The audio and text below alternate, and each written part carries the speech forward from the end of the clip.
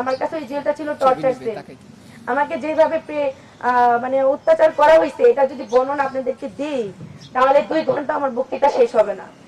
আর আমার বলার মতো মানে সিচুয়েশনও নাই।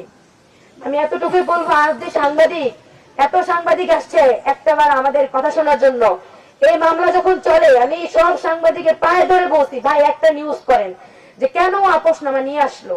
আপনাদের মনে কি প্রশ্ন জাগে নাই? বিবাদী আপোষনামা নিয়ে যায়, বাদী কেন আপোষনামা নিয়ে গেছে? আপনাদের মনে কি প্রশ্নটা জাগে নাই?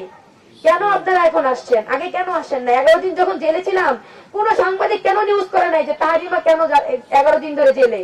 কেন এই প্রশ্নটা করে নাই? কিছু তথাকথিত সাংবাদিক আছে যারা আমার বয়স জানাও নিউজ করে যে আসলে জুলাই যোদ্ধা তাহারিমার বয়স কত। তারাও নিউজ করে যে আমি নাকি সময় টিভির মতো এত বড় একটা চ্যানেল কিভাবে নিউজ করলো যে আমি এই দুর্জয়কে হানি ট্র্যাপ করে ওইখানে নিয়ে গিয়ে ওকে ওর থেকে টাকা নিয়ে ওকে রাস্তায় ছেড়ে দিয়েছি, চৌরাস্তায় ছেড়ে দিয়ে আসছি। সময় টিভির মতো এখন যে সময় টিভিকে ভুয়া বলে নিউজ দেয়, সময় টিভি সেম কাহিনী আমাকে সবসময় ওরা নেগেটিভ ভাবে প্রেজেন্ট করে।